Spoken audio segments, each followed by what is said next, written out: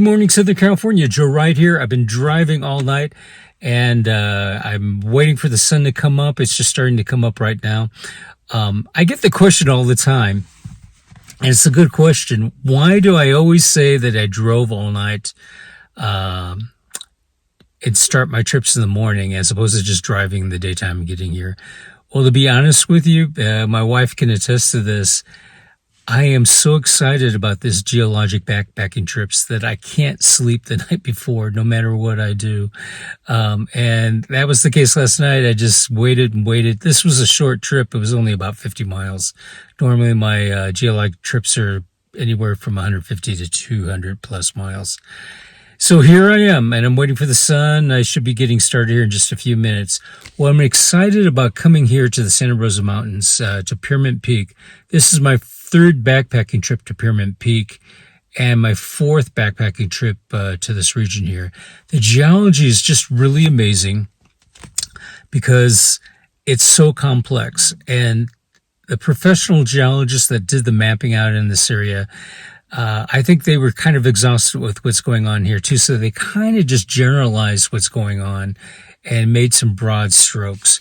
But basically, just to sum up what's going on here, and I'll make a geology map that I'll be posting here in this video, is that these mountains were once sediment, silt, and mud on the bottom of the ocean, out in the Pacific Ocean, what is today the Pacific Ocean.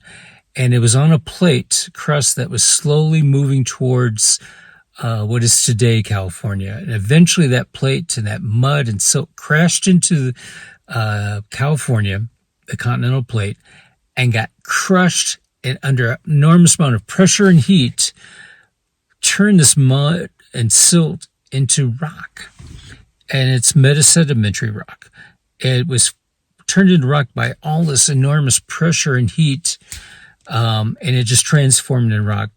So this silt and mud eventually became what's today known as schist.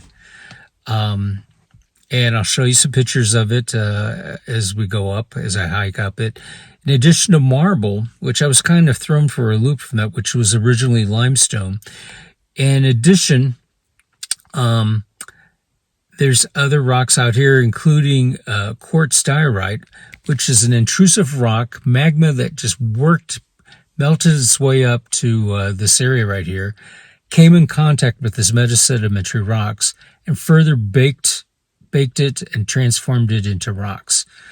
And my goal this trip, one, just enjoying the beauty of it, because the sunsets up here just are incredible.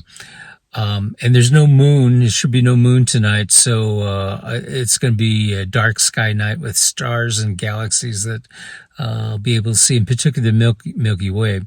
But I'm going to be doing radioactive measurements as I'm going up with my professional grade Geiger counter. I'm hoping to get nearly somewhere between 20 and 30 measurements. And I'm going to put detailed information on the GPS coordinates, and I'm going to create a map, radioactive map. I'm not expecting much, but you never know. I've been surprised just taking general measurements wherever I go. The places that I least expect it sometimes have the highest radioactivity counts. So anyway, I'm looking forward to it. Anyway, happy trails. I love you guys. Thank you so much for your support and watching my videos. And don't forget to like and share my videos to those young scientists that want to go into earth sciences, earth science, and geologic sciences. Anyway, happy trails. Love you guys. Joe.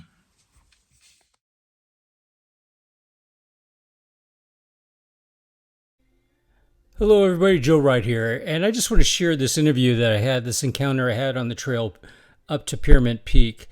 And this beautiful lady came up behind me, and I'll let her introduce herself here in just a minute. The reason why I'm not playing it, it was so windy that only the first few seconds of the interview you could actually hear her talking, and then after that the wind was just blowing so hard that just couldn't really hear it. So I'm going to play just the first part of it, and then I'll just share with what she said. So I was walking down the trail and I was taking a radioactive measurement. I heard a voice behind me, and I was startled because I thought I was up here in this mountain all by myself. Could you introduce yourself? Yeah, my name is Twyla Wellman. And you own what we're standing on. Could you just kind of explain the history? I lease what we're standing Release, on. Yes, please. yes, my grid. So from this point on, we really can't hear anything. What I'm going to do is I'm just going to mute it at this point, and I'll just share with you what she shared with me. So here's the thing. Her name is Twyla Wellman. Her family leases 38,000 acres of the Santa Rosa Mountains. And just to give you, that's acreage is a lot of people just don't understand how big that is. But in terms of square miles, that is almost 58 square miles in area. So essentially, pretty much all the southern portion of the Santa Ana Mountains, this lady and her family have been stewards, have leased it since the 1850s. So think about that. Since the 1850s, mid-century 1800s, her family, and I'm going to stop it right here, where you see the lake over here, her ranch in that area is located at that area right there, from what she was telling me. But think about that. 5 generations from pioneer days, 1850s, where they just came out and were the only settlers, pioneers in this area. Among them were Indians that were living in this area. So this land has gone through the family members for 5 generations. What she's sharing with me, she has roughly about 50 head of cattle in this area. It's kind of what she was saying, her cattle's numbers are kind of low right now because there's been a drought. But what they do is they walk up into the mountains every day and they feed in the area. And when they get bored or need water, they come back down into the ranch area and get their water there. So what I was surprised as I was hiking, because I've been here 4 times and I've never seen any cattle. And at some point I stopped while I was coming up the hill and up the mountain, and I was doing something with my camera, trying to get it ready. And I turned around and literally 5 feet behind me, a black cow walked up and was just standing there staring at me, curious what I was doing. It scared the heck out of me because, again, mountain lions are in this area.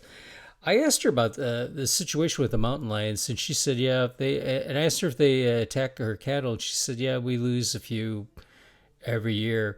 The challenge that the mountain lions have is that some of these cattle are really big and they got big horns. And so they can kind of fight it off, but generally the smaller cattle is the ones that get attacked. And she mentioned that she lost 2 just recently. She also mentioned be careful because while she was, and she goes up and down the mountain from her ranch house, what she was indicating, I believe 3 times a week. And so if you look at her, this lady is fit as ever. There's an ounce of fat on her. I just really admire that.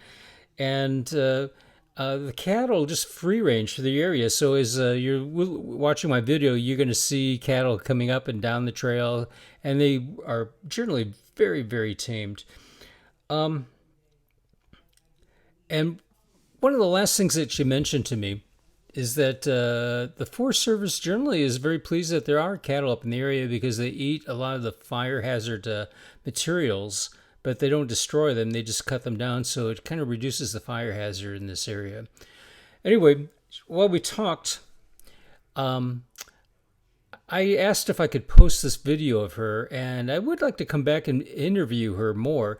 And so I gave her my email address on YouTube. She looked it up. We had internet access at that point. And so she found my website, and she said she would follow it to see when I posted this. And so Twyla Wellman, if you see this video, please contact me. I would love to come and there's a fist bump right there at the very end of it. I would love to come and interview you because you have an enormous amount of history, and we all respect you being the steward of this beautiful section of land that we all get to enjoy. And so we want to thank you, and I'd love to share your story. So if you do see this, please contact me. Happy trails, Joe.